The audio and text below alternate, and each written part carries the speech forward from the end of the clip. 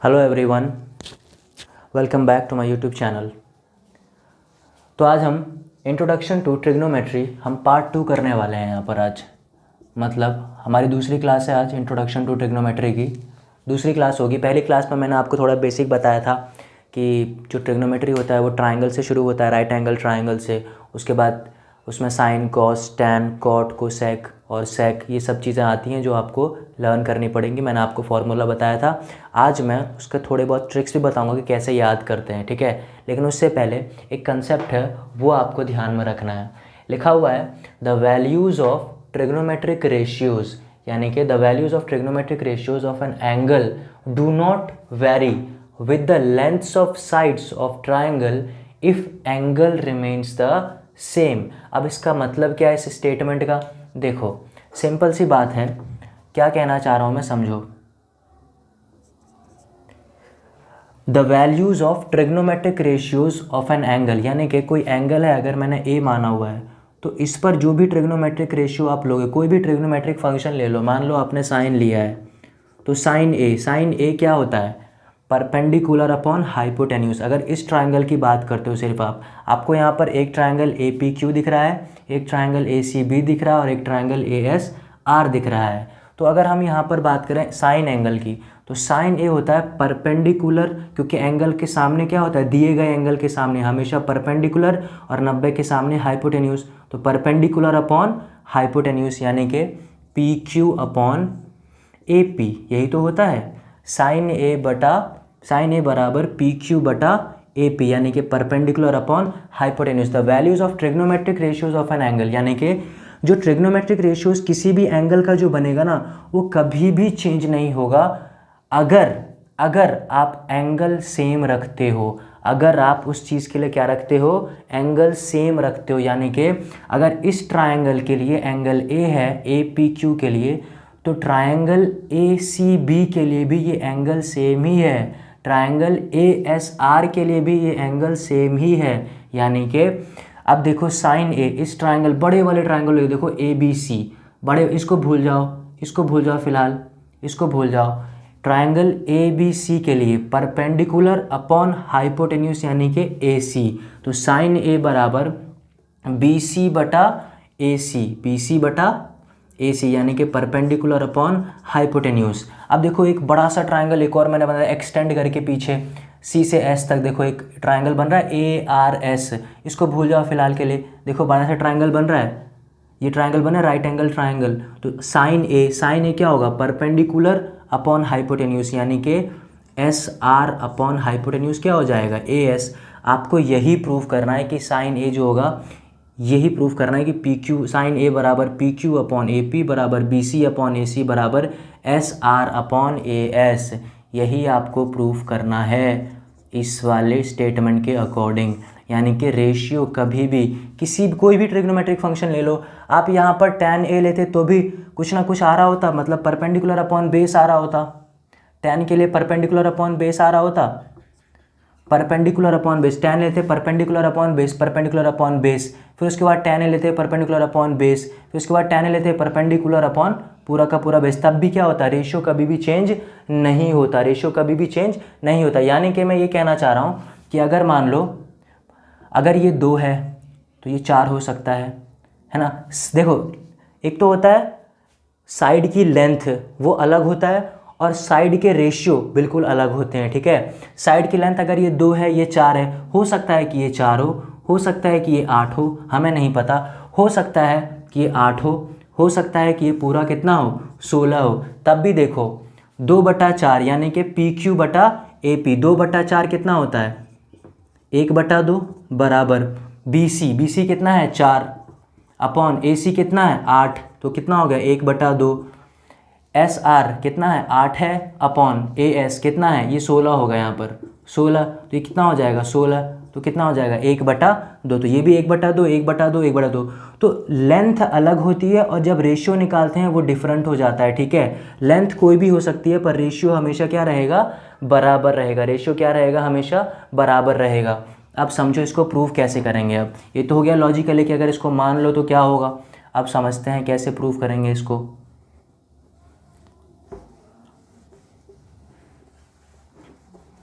इसको प्रूव करने के लिए आपको यहाँ पर दिख रहे होंगे 3 ट्रायंगल मस्त से। देखो एक ट्रायंगल दिख रहा है, कौन सा, एक ट्रायंगल दिख रहा है, प्रूफ करते हैं आप, चलो प्रूफ। आपको 2 ट्रायंगल दिख रहे हैं मस्त से, एक तो दिख रहा होगा APQ और एक दिख रहा होगा ACB। उठा लो ट्रायंगल फ्रॉम ट्रायंगल, ट्रायंगल का साइन होता है APQ and triangle ACB, APQ and ACB। अब देखो ट्रायंगल, एक बात बताओ, ये वाला ट्रायंगल दिख रहा है छोटू सा, एक बड़ा सा ट्रायंगल है बड़ू सा। इसमें देखो एक तो ये वाला एंगल Q, एक एंगल B। देखो एंगल Q बराबर एंगल P, यानी कि ये क्या है, राइट एंगल ट्रायंगल, 90 डिग्री है, बराबर हो गया, इक्वल हो गया, right angle triangle, right angle triangle, right angle triangle.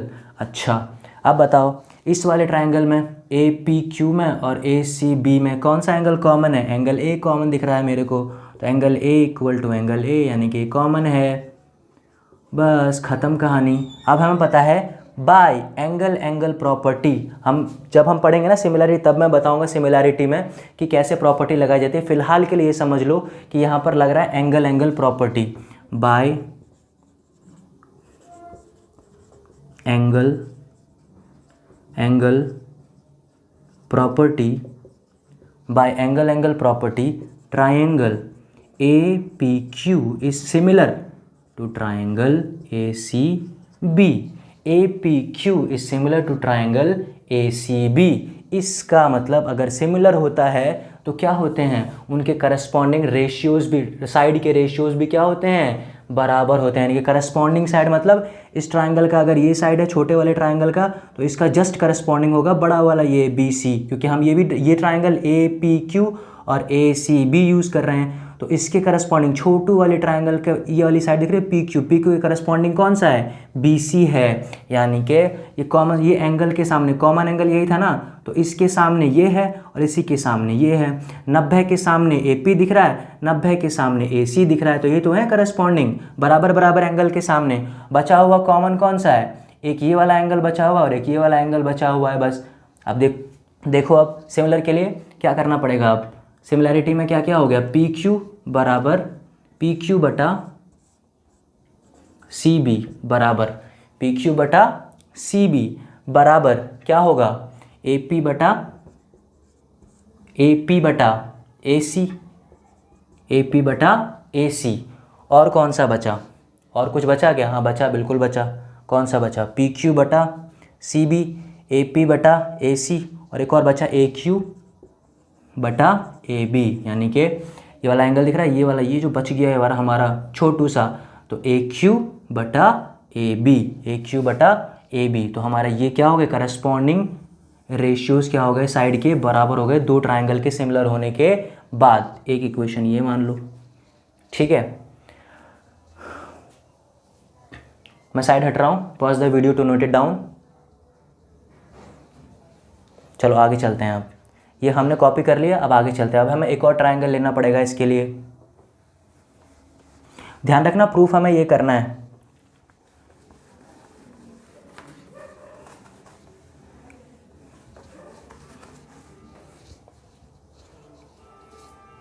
ये पहली इक्वेशन हो गई, ये प्रूफ करना है हमें। अब आ जाते हैं आगे। फ्रॉम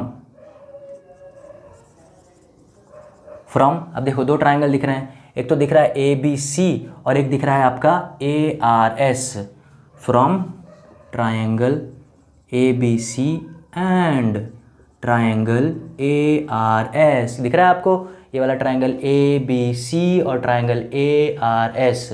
तो देखो ट्रायंगल ABC, जैसे ये दोनों ट्रायंगल सिमिलर हुए थे ना, APQ सिमिलर टू ACB, वैसे ही ट्रायंगल ACB भी क्या हो जाएगा, सिमिलर हो जाएगा ट्रायंगल ASR के। यानी कि देखो ABC बड़ा वाला ट्रायंगल है, तो एंगल B बराबर एंगल R होगा, यानी कि राइट एंगल हो गया, ये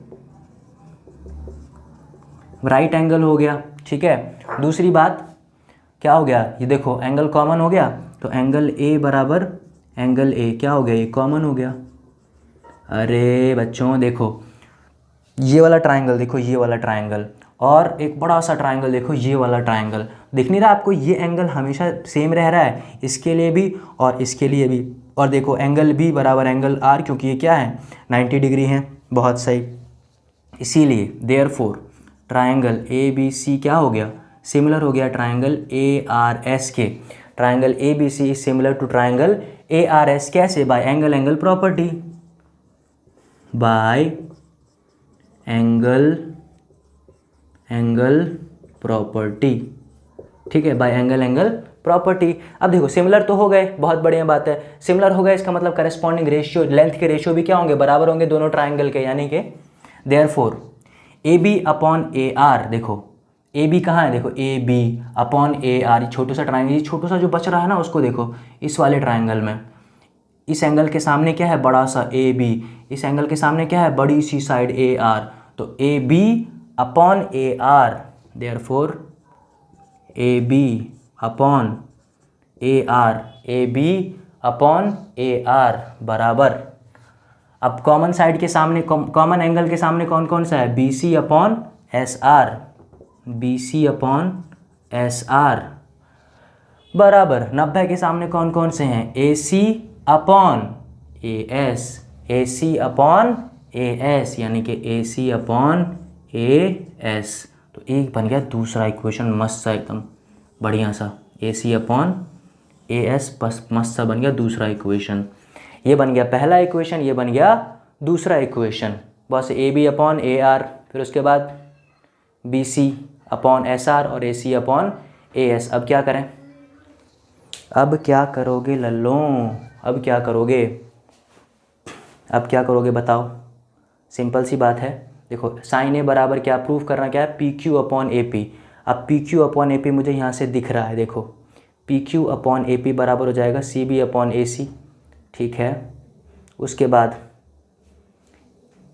ए क्यू यहाँ पर क्या हो जाएगा फिर ये। ठीक है, अब देखते हैं आगे। चलो pause the video to note it down, फिर आगे बढ़ते हैं। हटा रहा हूँ मैं इसे।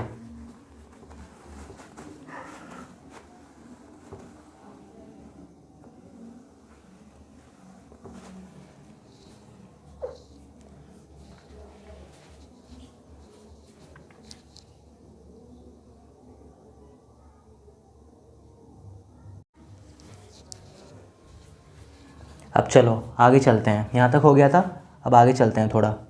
इन दोनों इक्वेशन को ना मैं यहाँ लिखता हूँ, ठीक है, मुझे थोड़ा ज़रूरत पड़ेगा इसका, तो मैं इसे हटा रहा हूँ यहाँ से। अब जगह की ज़रूरत पड़ेगी, मैं ट्रायंगल को यहाँ से हटा रहा हूँ, मुझे ये प्रूफ करना है, ध्यान है मेरे को, ठीक है, ये ध्यान है मेरे को, ये प्रूफ करना है मेरे को, P Q upon A P. अब देखो यहाँ से इक्वेशन नंबर 1 को उतारो यहाँ पर, अब इसको उठा के यहाँ लेकर आओ, P Q upon C B equal to A P upon A C, A P upon A C equal to A Q upon A B. देखो ये रेशियो इसके बराबर है, ये रेशियो इसके बराबर है, तो ये किसी ना किसी के तो बराबर होगा। मान लो के बराबर है, मान लो के बराबर है। हमें चाहिए क्या, इस पे ध्यान होना चाहिए हमारा, P Q upon A P चाहिए हमें। तो देखो पी क्यू, इसको के बराबर रखोगे तो P Q upon C B बराबर के, तो पी क्यू क्या हो जाएगा फिर, पी क्यू हो जाएगा अपना के इंटू बी सी। ठीक है, दूसरी बात, अब देखो ए पी अपॉन ए सी बराबर क्या है, के है, तो बताओ ए पी क्या हो जाएगा फिर, के इंटू ए सी हो जाएगा। इसको तीसरा मान लो, इसको चौथा मान लो। जैसे ही इन दोनों को डिवाइड करोगे ना, आपका P Q upon A P आएगा। देखो P Q upon A P आ रहा है, तीसरे को चौथे से डिवाइड कर दो, देखो P Q upon A P बराबर के इंटू बी सी अपॉन के इंटू ए सी, के से के कैंसिल, बचेगा क्या, बी सी अपॉन ए सी। ये क्या है हमारा पांचवा इक्वेशन, क्या है पांचवा इक्वेशन। अब देखो हमारा इसका काम ख़त्म हुआ, अब हम चलते हैं दूसरे इक्वेशन पर जिसकी हमें ज़रूरत है, ये वाली इक्वेशन। देखो अब देखो ये देखो वापस से, अब हमें क्या चाहिए, S R upon A S कहीं ना कहीं तो होगा, बिल्कुल होगा। देखो इसको ध्यान से समझना वापस से, जैसे ये किया है ना वैसे यहाँ करेंगे। अब हम ध्यान से समझना है इसको, अब बिल्कुल बिल्कुल ध्यान से समझना है इसको। ए बी, अब देखो इसको हटाते हैं थोड़ा। A B upon A R बराबर B C upon S R बराबर ए सी अपॉन ए, तो किसी ना किसी के तो बराबर होगा। माना मैंने किसके बराबर है, के इक्वल है, यानी कि वापस से ऊपर चलते हैं, थोड़ा जगह की कमी पड़ रही है, ऊपर ही चलते हैं इसको उठा करके। ए बी बराबर ए आर इंटू के, और बी सी बराबर क्या रहा है, बी सी बराबर एस आर इंटू के, और ए सी बराबर ए एस इंटू के।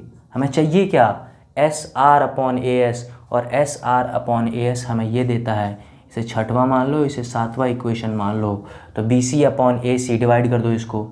अब इसकी ज़रूरत नहीं है हमें, इसकी ज़रूरत नहीं है हमें चाहिए क्या, वो ये चाहिए। तो बी सी अपॉन ए सी, तो बी सी अपॉन, अब इसको हटा दो यहाँ से, अब बी सी अपॉन ए सी, जैसे बी सी अपॉन ए सी करोगे ना, B C upon A C बराबर S R upon A S आ जाएगा। ये हमारा हो गया आठवां इक्वेशन। देखो B C upon A C बराबर S R upon A S, P Q upon A P बराबर बी सी अपॉन ए सी। देखो ये दोनों देखो, बी सी अपॉन ए सी यहाँ भी है, बी सी अपॉन ए सी यहाँ भी है, ये P Q upon A P के बराबर है, ये S R upon A S के बराबर है। हमें पता है कि अगर ए बी के बराबर है और बी सी के बराबर है, तो हमें ये पता है कि ए बराबर बी बराबर सी होगा। इसी पर हमें ये पता होना चाहिए, therefore P Q upon A P बराबर B C upon A C बराबर क्या हो जाएगा, एस आर अपॉन ए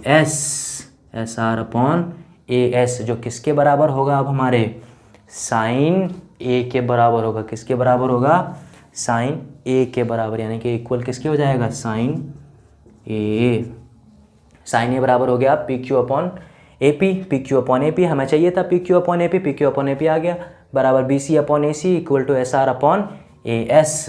हैंस प्रूव्ड, हमने कर दिया प्रूफ।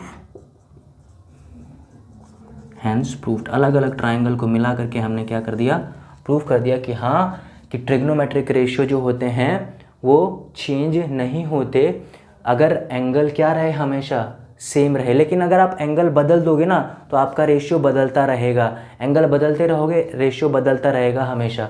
जो हमारा ट्राइंगल था ना, ये छोटू ट्राइंगल था, यहाँ पर ऐसा बना हुआ ट्राइंगल, फिर उसके बाद हमने एक बड़ा सा ट्राइंगल यहाँ लिया था, ये वाला ट्राइंगल। अगर आप एंगल यहाँ बदलोगे, यहाँ तो सेम रहेगा, यहाँ एंगल थीटा ले लो तो रेशियो बदल जाएगा, और यहाँ ले लो अल्फ़ा, तो यहाँ के लिए तो रेशियो अलग होगा, और यहाँ के लिए भी रेशियो क्या हो जाएगा, अलग हो जाएगा। तो रेशियो डिपेंड करता है कि एंगल क्या लिया। अगर एंगल सेम रहेगा तो आपका रेशियो भी क्या रहेंगे, साइड के लेंथ के क्या रहेंगे, हमेशा सेम रहेगा। लेकिन अगर एंगल बदल गया तो रेशियो भी क्या होगा, बदल जाएगा। ये बात ध्यान रखना, बस यही स्टेटमेंट था और ये हमें प्रूफ करना था। ठीक है, चलो।